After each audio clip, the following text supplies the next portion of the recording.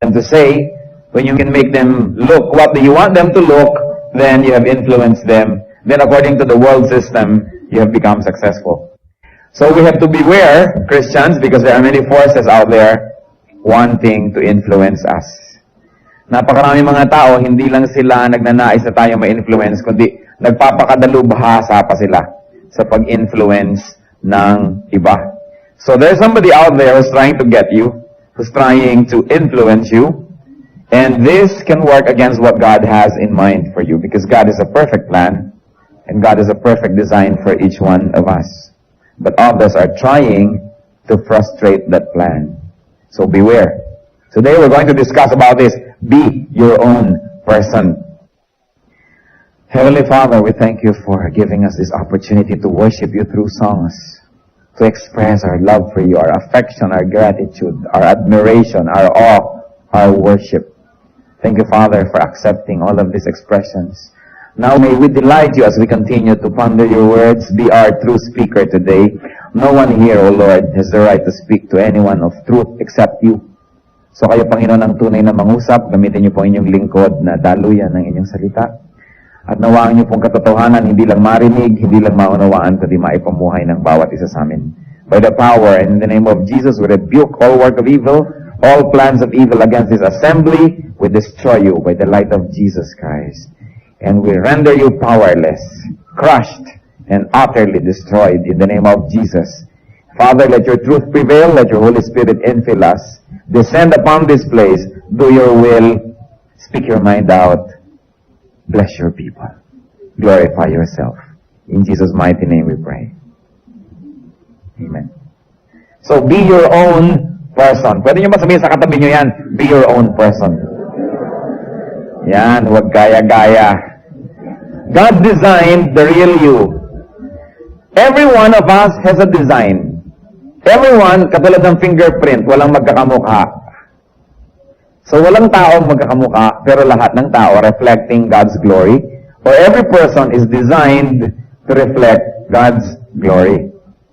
Sabi sa Romans 8:29-30, for those God foreknew, He also predestined to be what? Like His Son, Jesus Christ, to be conformed to the likeness of His Son, that He might be the firstborn among many brothers. And those He predestined, He also called. So every person that accepted Jesus as Savior and Lord, or will accept Jesus as Savior and Lord, God already knew that beforehand.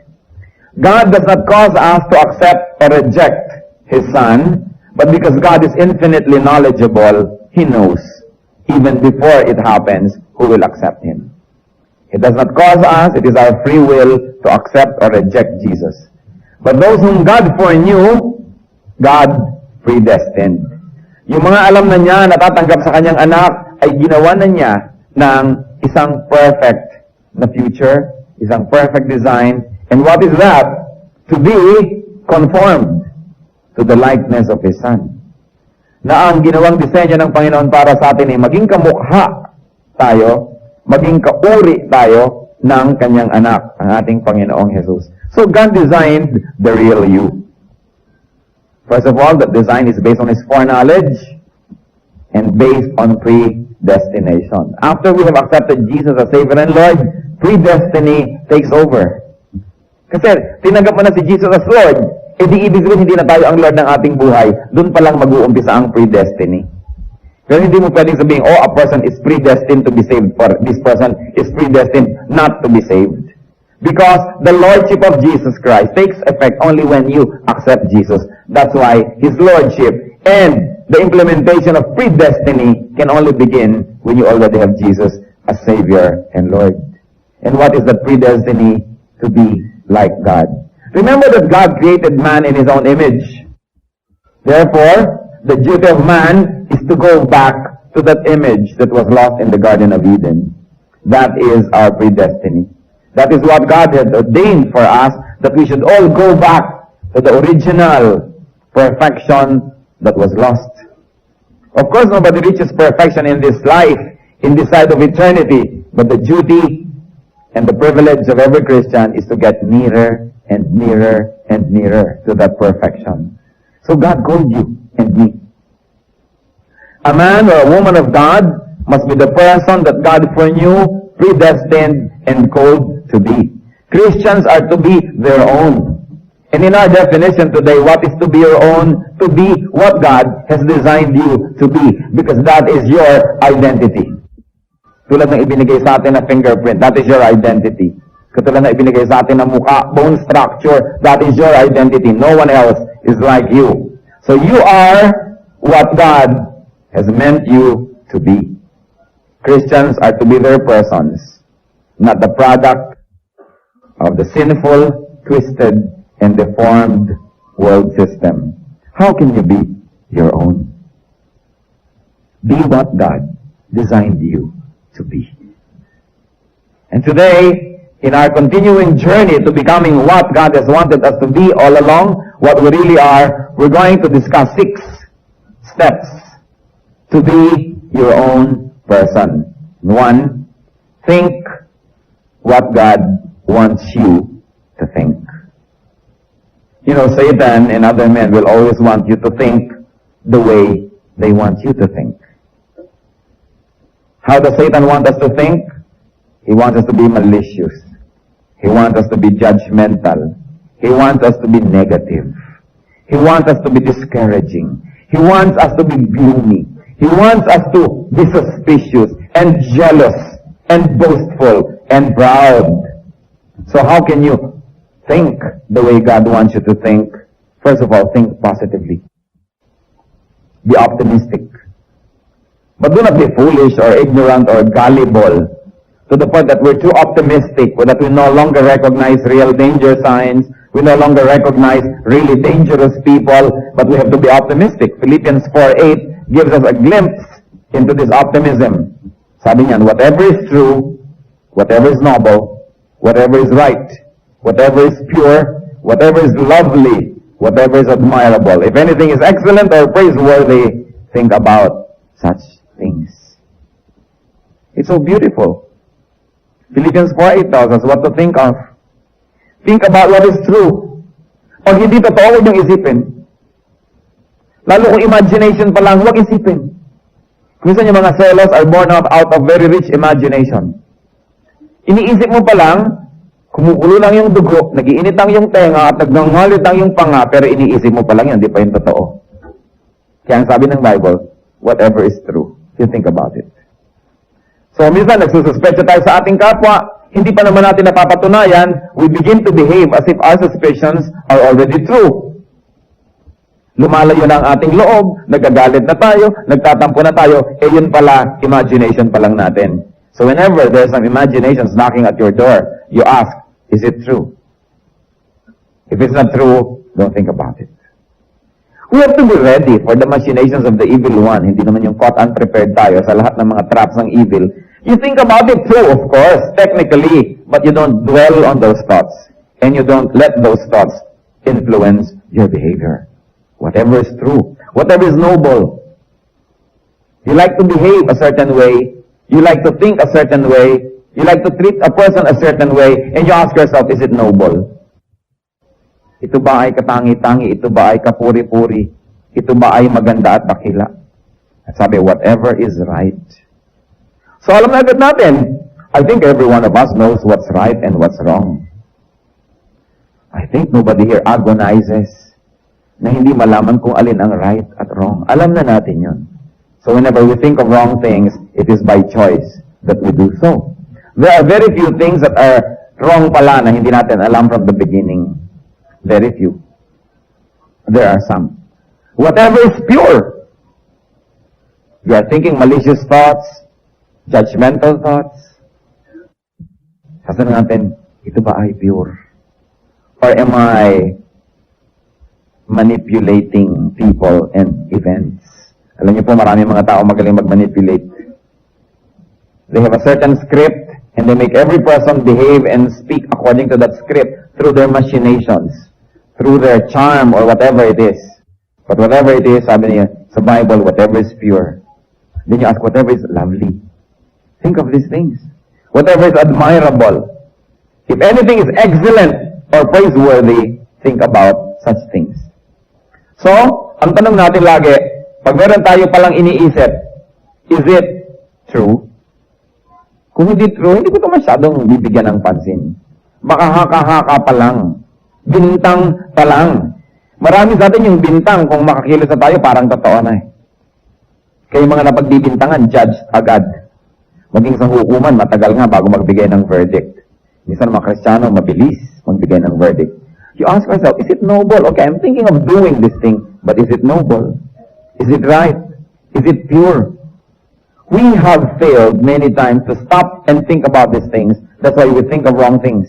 And whenever our thoughts are inclined towards a certain direction, be sure that your life will also follow that direction. Nauuna lang naman yung thought. Kaya binabantayan ang thought. Nurture pure thoughts. Sabi ng Psalm 33:5, the Lord loves righteousness. Natutuwa siya at lumiligaya siya kapag mayroong katuwiran, kapag mayroong righteousness in our lives. So we think about such things. So remember, one step in becoming your real you, think what God wants you to think. Kasi bibigyan ka naman ni Satan ng mga alternative thoughts. Ungodly people will suggest ungodly thoughts. And even our own ungodliness in ourselves will try to surface and teach us. But remember, if you have to be what God has predestined you to be, think what God wants you to think. Then two. At ito, breakdown na lang yan. Yung think, overall na yun eh. See what God wants you to see. Very often we say, the eyes are the first to leave the Lord. And it's true. Eve saw the fruit, then later as she came near, picked and ate. Yung mata, binabantayan. Binabantayan natin kung ano ang dinadapuan ng ating paningin. So, how do we see what God wants us to see? First, see the good in others. Satan likes you to see what is evil in others, what is imperfect, and what is ugly. And the Lord likes us to focus on the good in others. Certainly, there's a lot of imperfection in other people, but that's the same with us. And if you're going to focus on the imperfection, on what is not good about others, you will begin to think negatively. Then yung first natin, think how God wants you to think, and what God wants you to think of will become what? Betrayed, will get betrayed. So, look, overlook, forgive, and pray for faults and failures of others. Sa pamilya, sa magkakaibigan, sa mag-asawa, sa magkasintahan, sa church, ano bang unang sumisira? E di ang tinitingnan mo yung negative in others. That's not what God wants you to look at. If you're going to look at something negative, look into yourself. And if you're going to look at something nice and good, look at other people. 1 Peter 4:8, above all, love each other deeply, because love covers a multitude of sins. It has never failed to amaze me, this verse. I have consulted with so many references, and nobody has really given the answer that I'm looking for. Na kaninong sin ba yung natatakpan ng love? Yung sin ng minamahal o yung sin ng nagmamahal? Kasi sabi niya, love covers a multitude of sins. And I like to think that it works both ways.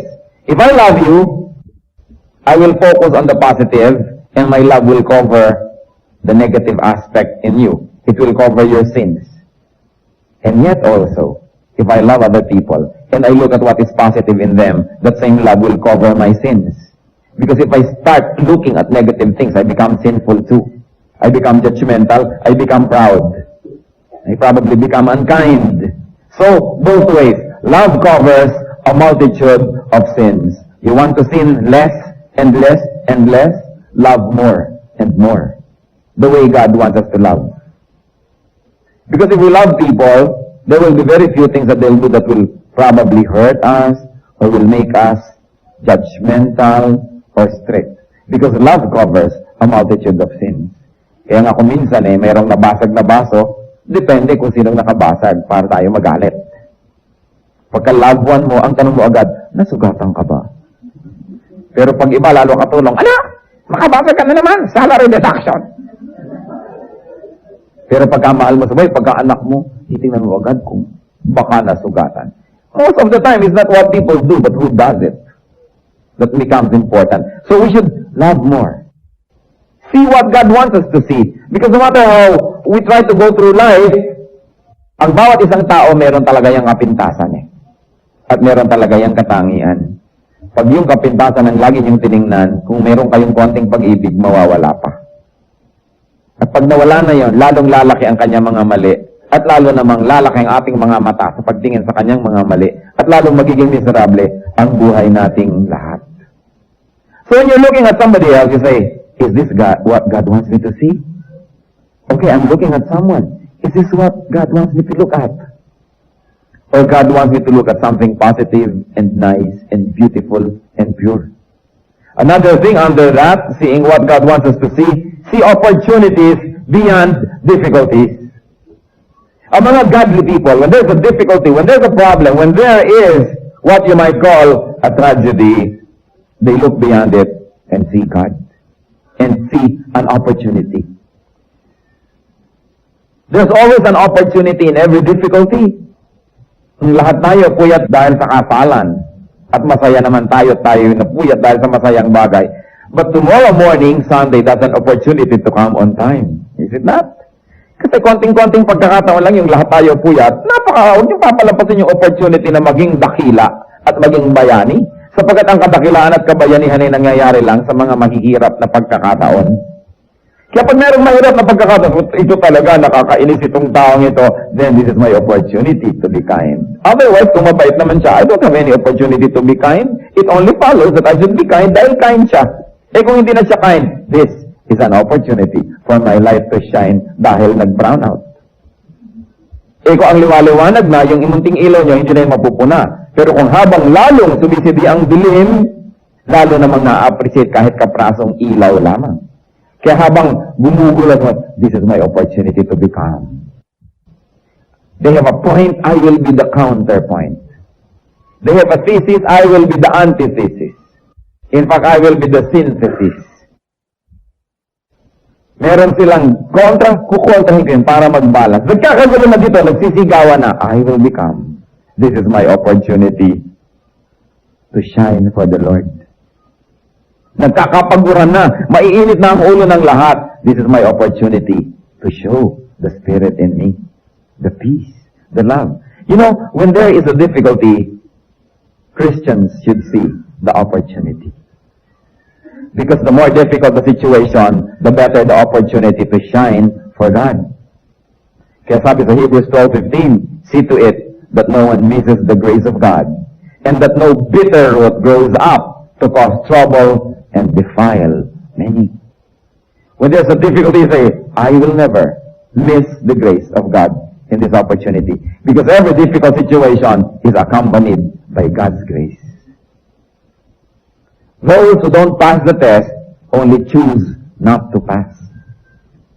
But every difficulty, every problem is accompanied by a solution. Every question has an answer. Every challenge is an opportunity to be victorious. You want to be your own person? You want to be what God has wanted you to become all along? See what God wants you to see. Kung minsan, mayroong isang tao nakakayamot, ang gusto agad natin to get rid, to destroy, to annihilate, to totally pulverize, evaporize the person. You don't see the patient, the wounded person crying out to be healed. At lahat tayo guilty dyan. Kasi nakakapangyaring ating personal. Gusto agad natin, tayo makapangyari, tayong manalo. Tayo ang mag-prevail. But see, nasa isang taong nakakainis, there is a child or a patient asking to be loved. Can I tell you that the most unlovable persons are those that need it most? Kaya, opportunity yun. Huwag nating palampasin. Kung marami na tayong napalampas, huwag nating palampasin pa. O kaya huwag nating palampasin lahat. Meron tayong magagawa. In our journey towards godliness, to be our own person, number 3, hear what God wants you to hear. Christians, you choose what you listen to.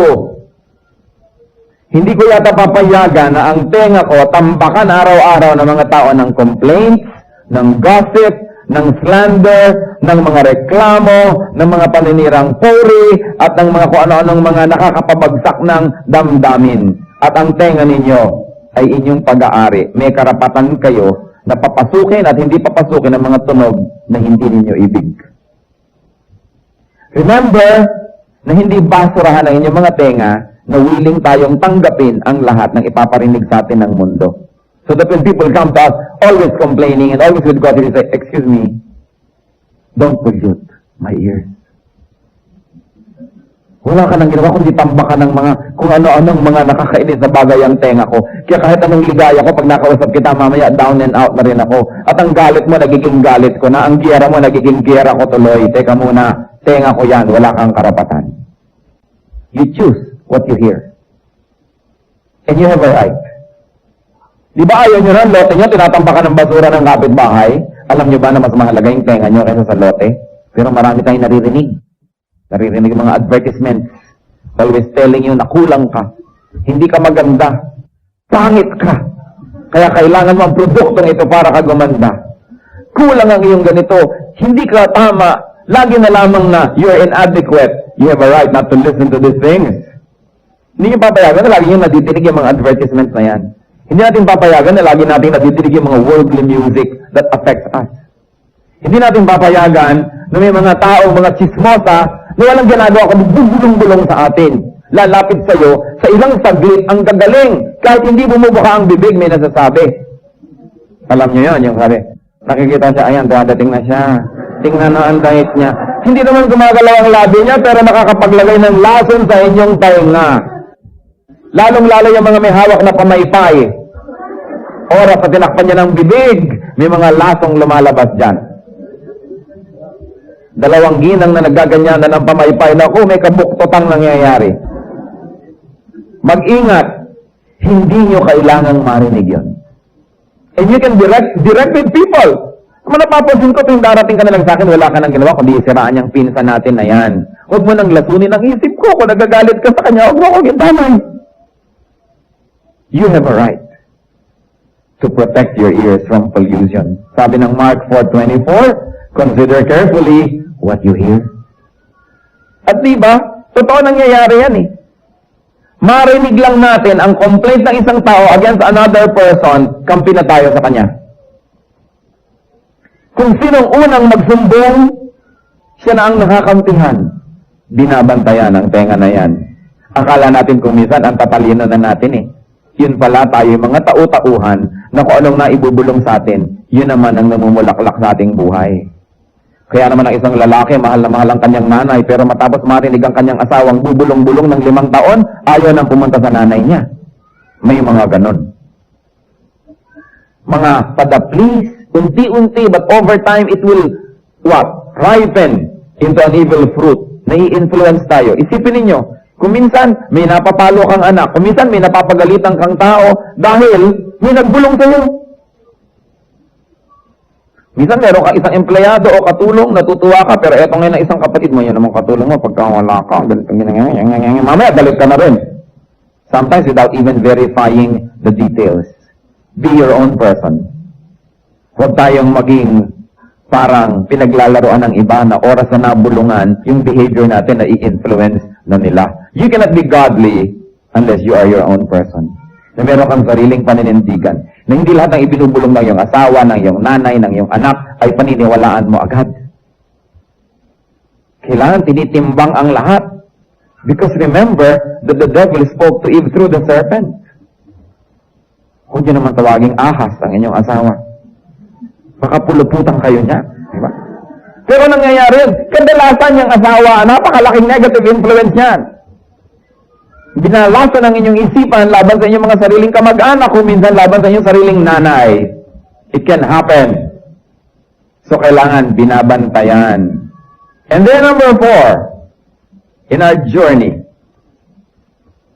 say what God wants you to say. Yung mga unkind and harsh and critical words have no place in the Christian vocabulary. But remember this, Christian, are you listening? the enemy will tempt you to say what he wants to say through you. The enemy will tempt you to speak the way he speaks.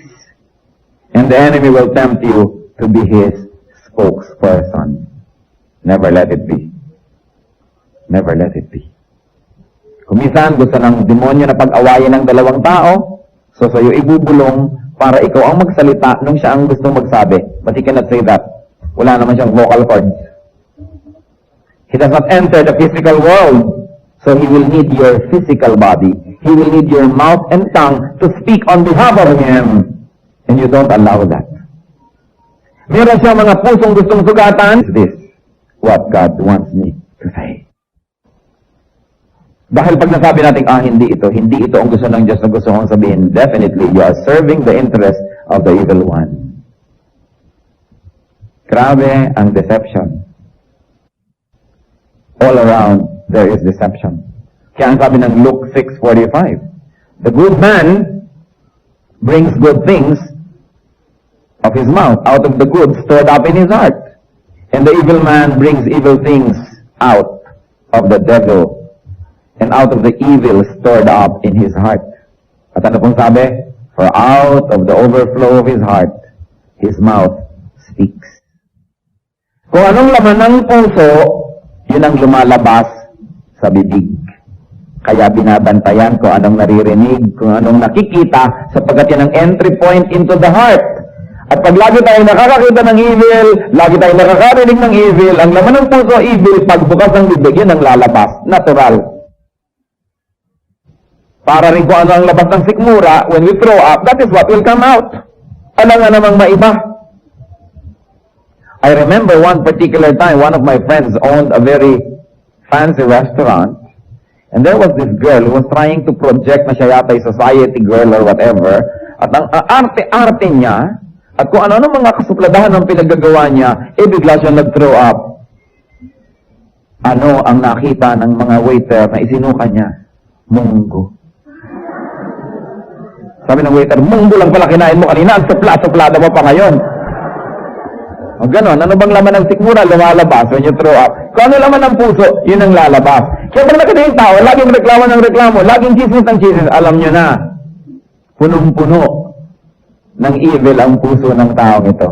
Kailangan ipag-pray, kailangan mahalin, pero hindi dapat pakinggan. Maraming ganon.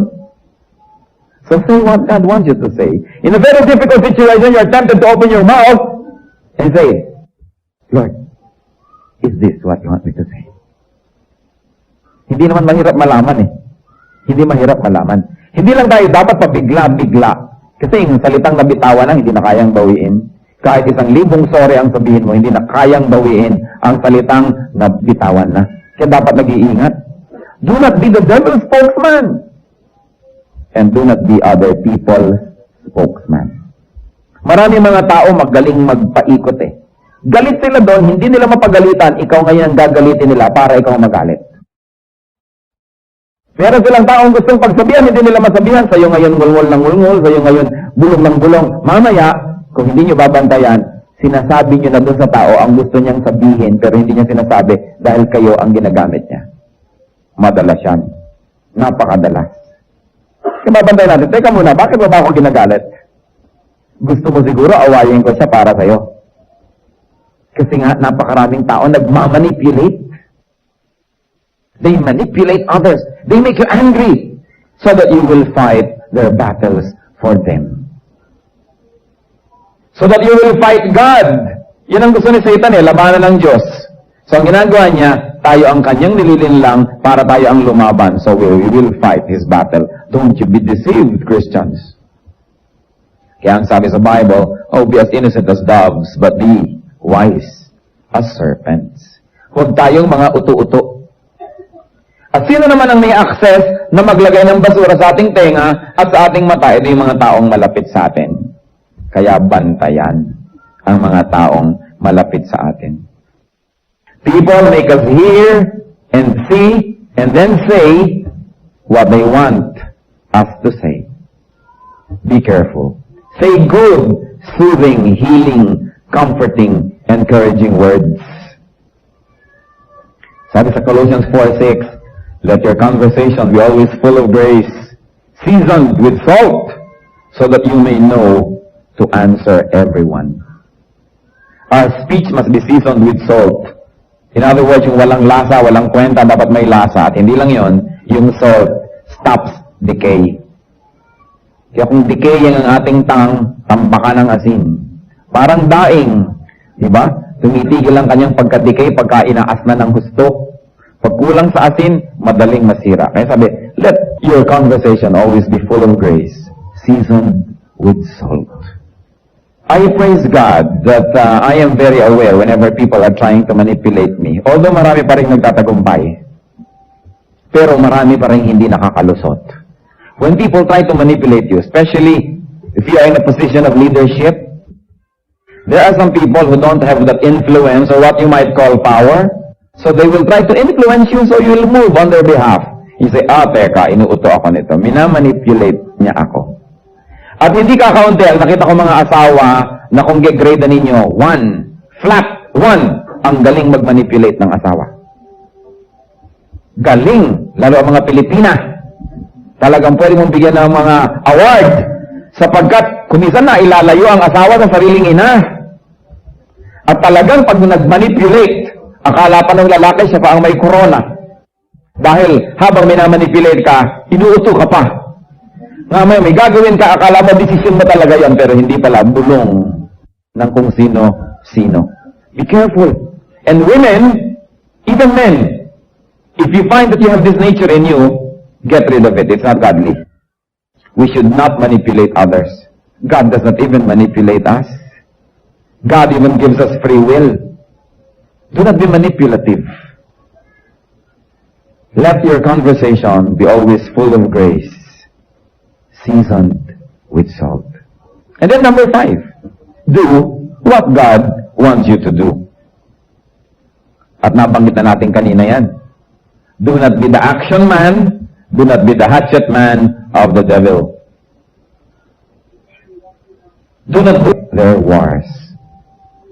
Pinagtatawanan tayo ng evil one when that happens. Kaya sabi lagi sa Bible, be full of wisdom. Be full of wisdom. Do what God wants you to do.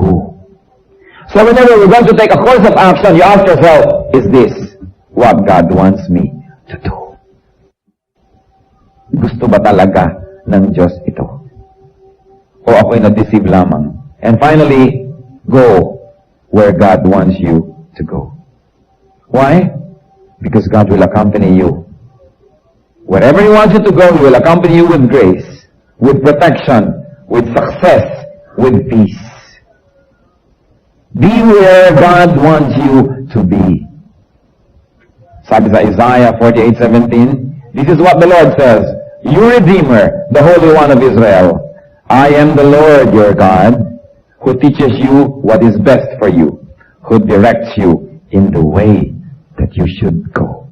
Christian, be your own person. Do not be vacuum-headed. Do not be manipulated by others. Control your thoughts. Alam niyo yung vacuum, kahit ano, hinihitit. Pag hindi puno ng wisdom and godliness ang ating mind, hihititin yan ng kung ano-ano mga basura everywhere. So make sure that your mind is always full of godly thoughts. When the devil finds it to be empty, he will fill it with his own thoughts. Do not be a captive audience of anyone. Control your sight. Choose what you will see. At this point in my life, I read many letters, but I should tell you that there are letters I do not read. It is my right not to read anything that I don't want to see. You can never imagine what kind of letters I get. What kind of indecent proposals I get. And I said, kilala ko na itong letter na to. I will never read it. I refuse to read it. Why should I allow a person to unburden that person's thoughts into me? Di ba pag meron tayong gustong sabihin, pag nasabi na natin, lumuluwag ang ating loob? At sino ang sumikip ang loob, yung napagsabihan, inilipat natin sa kanya. I refuse. Kung ano man ang nararamdaman mo, sarilihin mo na lang. Huwag mo lang ilipat sa akin yan. Buntot mo, hilahin mo, at bakit mo sa akin ipapahilay ang iyong damdamin? So, ganun. Hindi nyo binabasa lahat ang ipinapadala sa inyo? That's why it is very, very unethical, especially in this electronic age, to be sending messages that are unsigned. Yung mga kung ano-anong code, hindi mo kilala, it's very unethical. You have no right to enter a person's mind with your thoughts without even having the decency to sign your thoughts. Kung minsan may magbibip sa akin ako ano-ano. Magaganda naman. Kaya lang mag-isip ka, sino to? Bakit mo ako ginaganito? Anong karapatan mo na pag-isipin ako sa oras na to? And so, yan ang mga intrusion sa ating buhay. Mabuti pa nung araw walang telepono, walang fax, walang mga beeper. Kung hindi person to person makipagkita sa'yo, hindi masasabi ang layunin.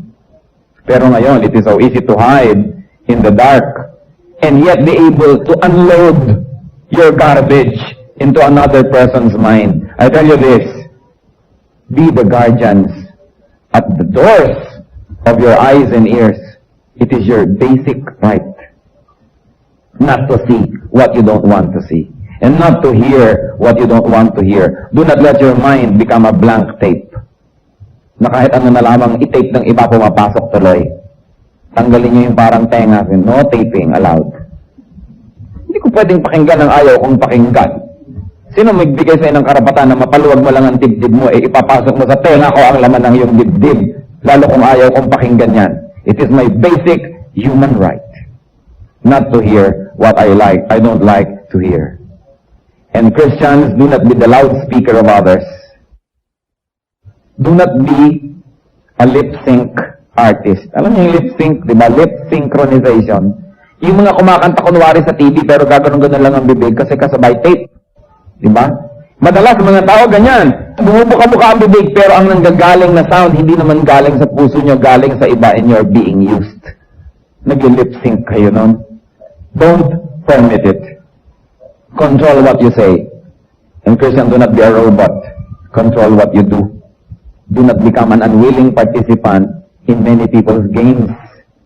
And then, do not be a guided missile or a remote-controlled machine.